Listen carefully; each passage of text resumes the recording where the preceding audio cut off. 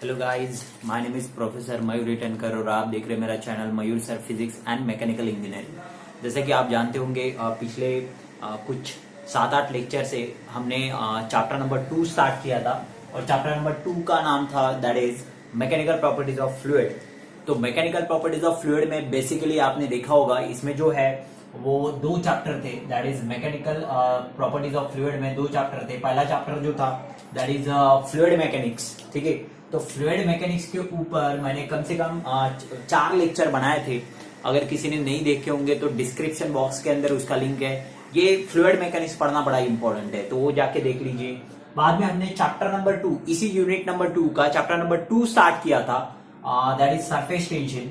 तो उसके भी नियर अबाउट 4 से 5 लेक्चर ऑलरेडी हो गए हैं। अगर किसी ने नहीं देखे होंगे तो अगेन डिस्क्रिप्शन बॉक्स में उसका लिंक है, ठीक है। तो ये सारे लेक्चर्स नियर अबाउट 8 से 10 लेक्चर इसी यूनिट नंबर 2 पे है, तो वो पूरे वॉच कर लीजिए, ठीक है।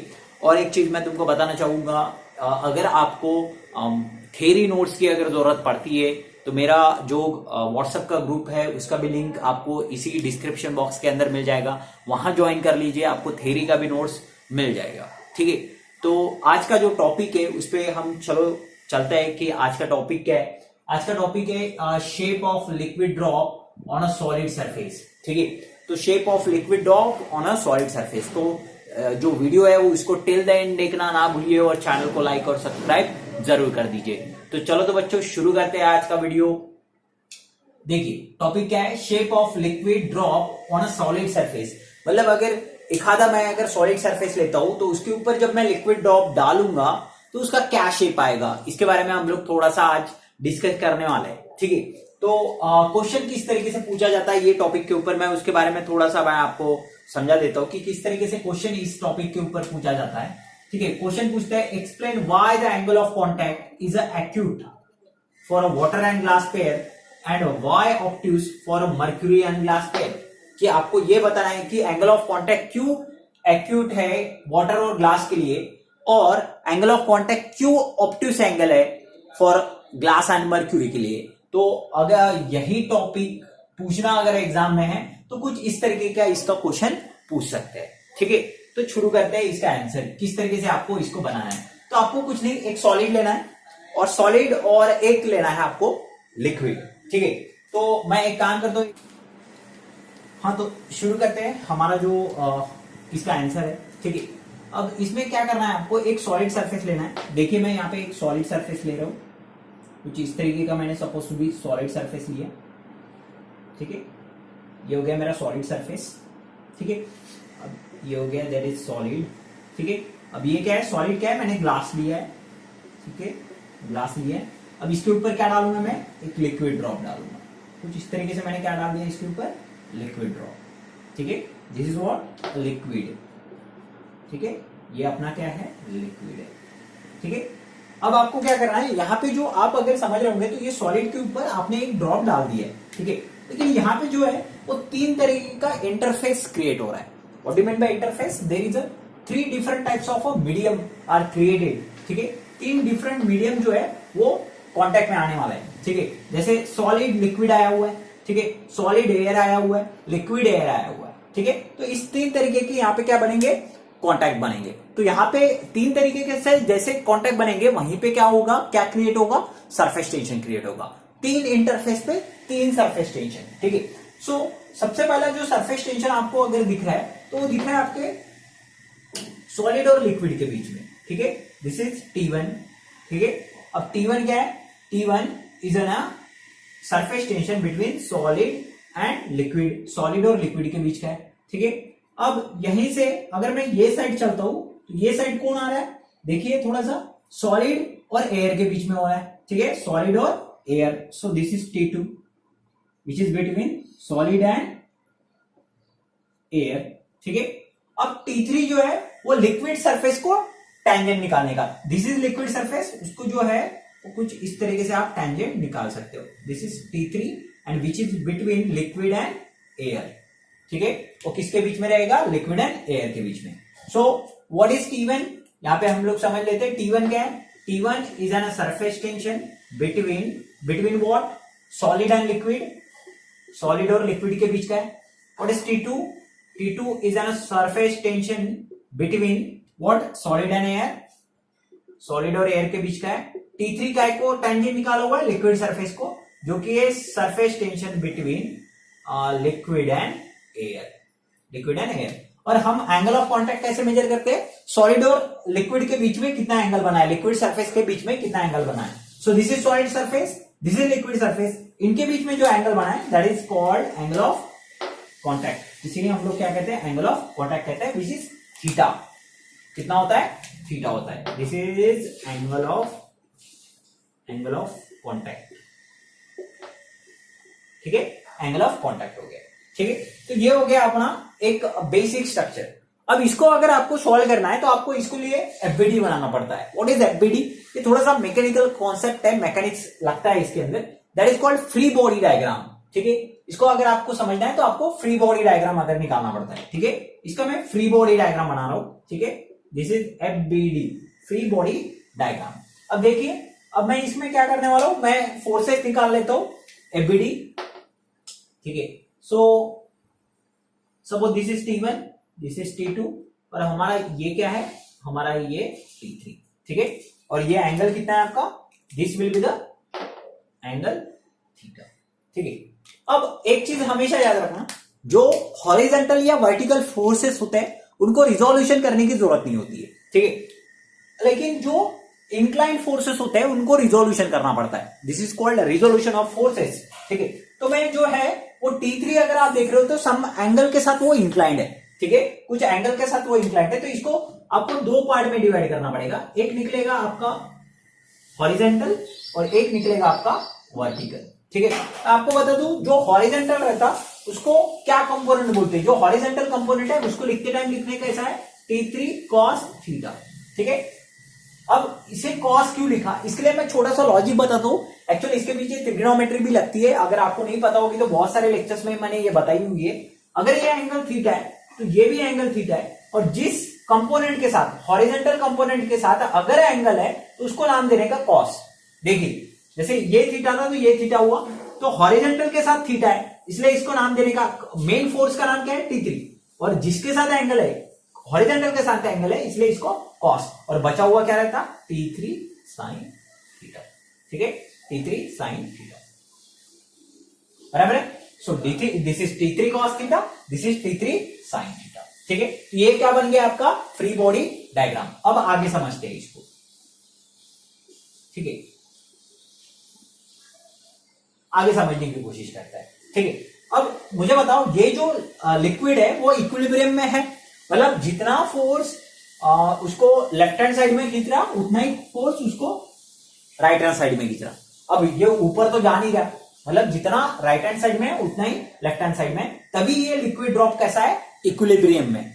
मैंने जो ड्रॉप डाला था वो कैसा है? इक्विलिब्रियम में। इसका मतलब जो लेफ्ट हैंड साइड जितना जा रहा उतना ही राइट हैंड साइड जा रहा। So drop is in a equilibrium।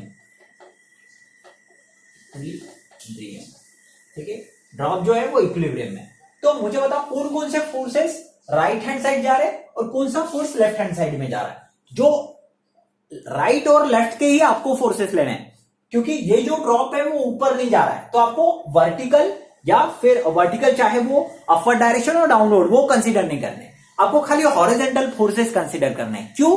क्योंकि ये जो ड्रॉप है वो कैसा है? इक्विलिब्रियम में। वो ऊपर जा रहा है क्या? नहीं, कैसा है? स्प्रेड अप हो रहा है। तो हॉरिजॉन्टली स्प्रेड अप हो रहा है, तो आपको खाली कौन से फोर्सेस कंसीडर करना है? Only horizontal forces. Horizontal forces, खाली कौन से फोर्सेस कंसीडर करने हैं आपको?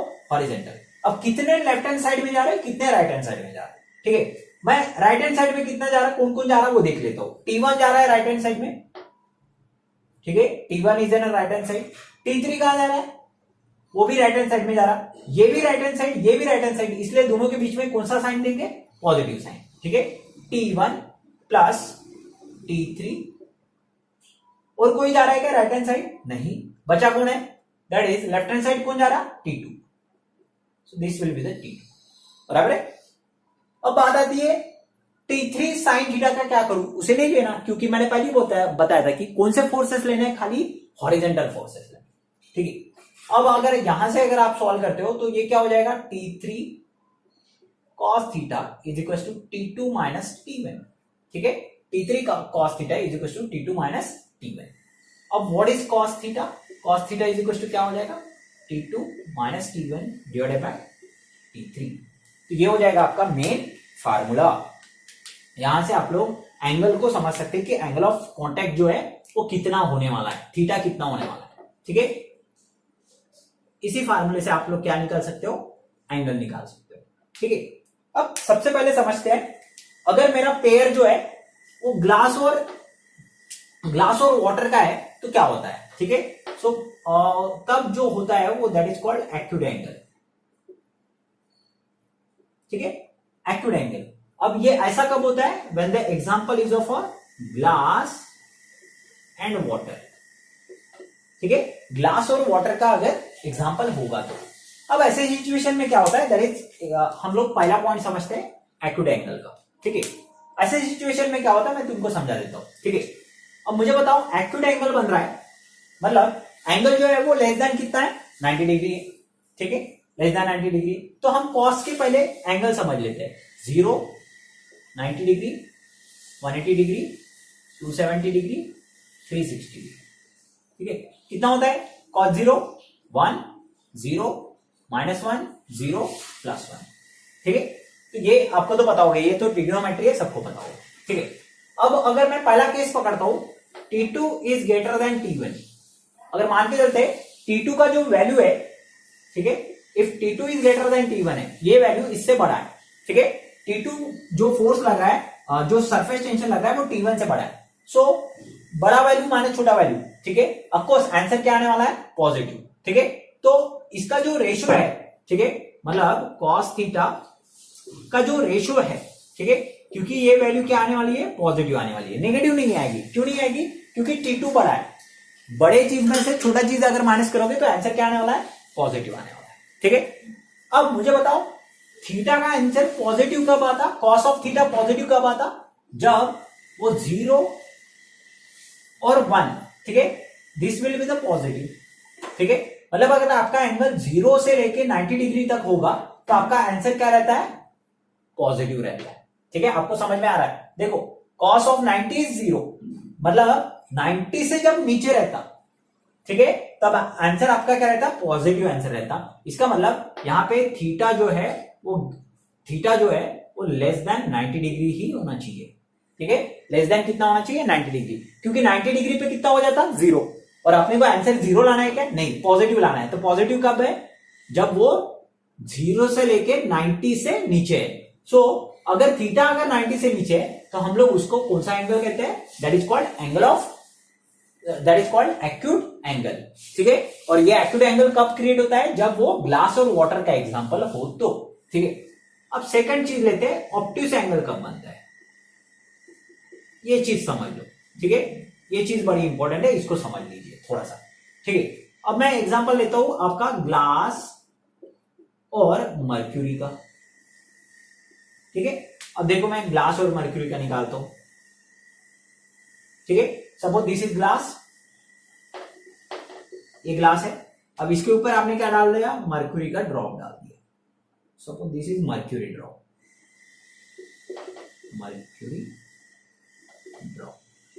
ठीक है, आपने क्या डाल दिया इसके ऊपर, मर्क्यूरी का ड्रॉप डाल दिया। ठीक है,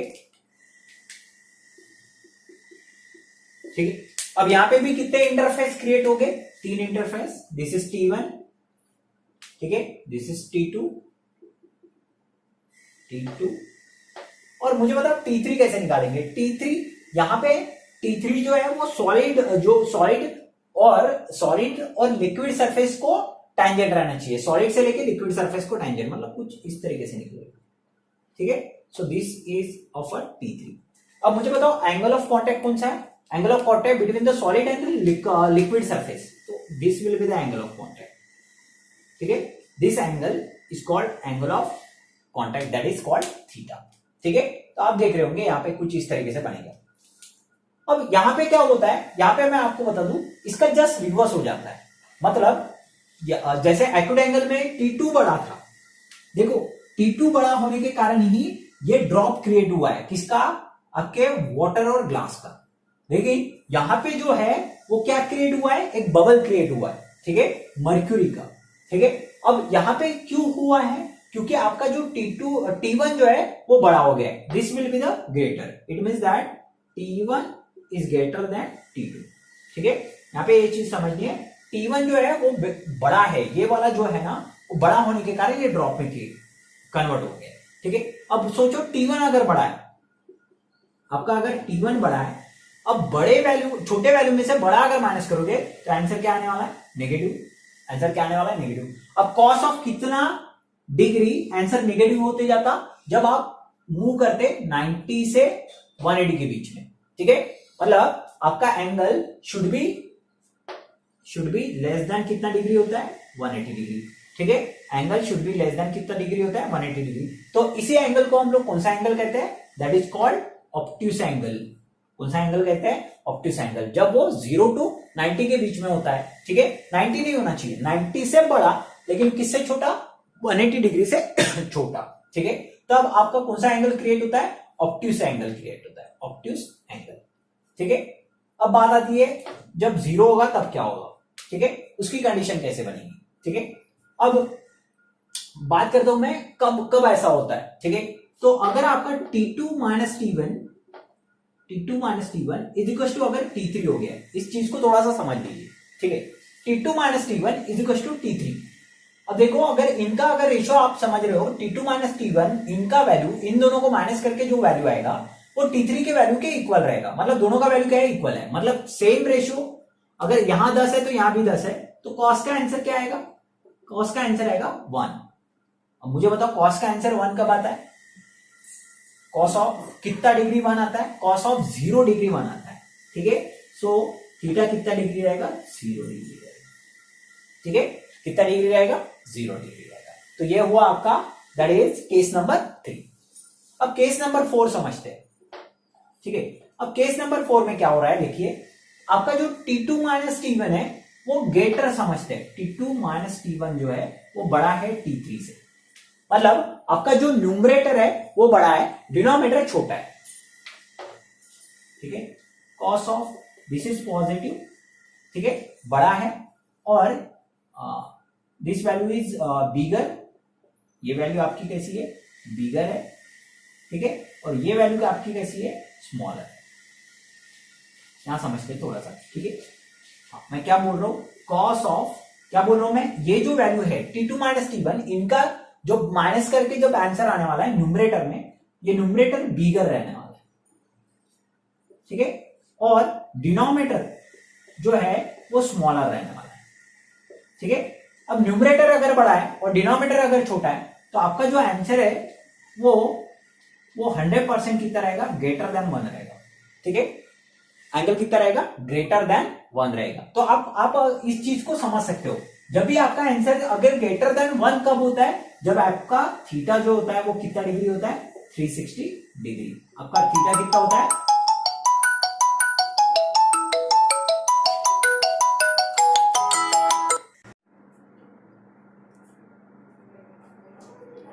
हाँ, तो यहां पे जो है वो कितना डिग्री आंसर आया है, 360 डिग्री आंसर आया है। अब आप समझ लेते हैं, इसका मैं थोड़ा सा कंक्लूजन आपको समझा देता हूं। अब देखिए कंक्लूजन क्या है कि आपका अगर एंगल, अगर इसका answer that is cos theta T2 minus T1 divided by T3। Cos theta का आंसर क्या है, T2 minus T1 is divided by T3। अगर ऐसे सिचुएशन में, मतलब ग्लास और वाटर का अगर एग्जांपल है, तो कॉस का आंसर क्या आने वाला है, पॉजिटिव आने वाला है। कॉस का आंसर क्या आने वाला है, पॉजिटिव। अब पॉजिटिव आंसर कब आता है, जब आपका 0 to 90 के डिग्री बीच में होगा तब, मतलब एंगल कौन सा बन रहा है, ऑब्ट्यूस एंगल। आप देख रहे होंगे यहाँ पे एंगल कौन सा है, ऑब्ट्यूस है, विच इज लेस देन 90 डिग्री, लेकिन सॉरी एक्यूट एंगल। अब अगर मैं बात करता हूं, अगर आपका जो कॉस थीटा का जो है वो आंसर अगर नेगेटिव आता है तो क्या होता है, नेगेटिव कब आएगा, जब आपका इसका उल्टा हो जाएगा, ठीक है, मतलब T2 बड़ा हो जाएगा, सॉरी T1 बड़ा हो जाएगा T2 से, T1 is greater than T2, so T1 is greater than T2। तो इसका अगर ये बड़ा हो गया, ये छोटा हो गया, तो इसका आंसर क्या आने वाला है, नेगेटिव। अब नेगेटिव आंसर आया तो नेगेटिव कब आता है, जब वो 90 से बड़ा हो और 180 से छोटा हो। So your theta is which is less than 90 which is less than 180 degree, लेकिन in between greater than 90 degree. तो ऐसे जगह पे एंगल कितना बन रहा है आपका, एंगल बन रहा है आपका 180 degree, that is called obtuse angle.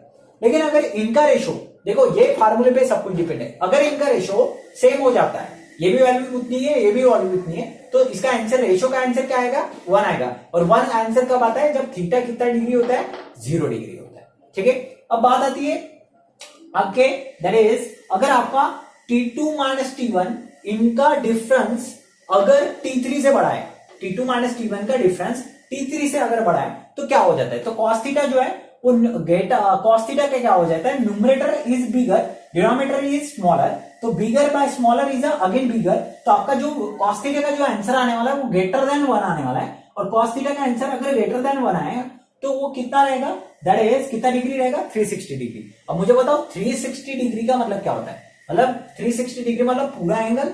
इस ऐसे सिचुएशन में ये जो आपका ड्रॉप है वो पूरे तरीके से क्या हो जाता है, फैल जाता है, स्प्रेड अप हो जाएगा।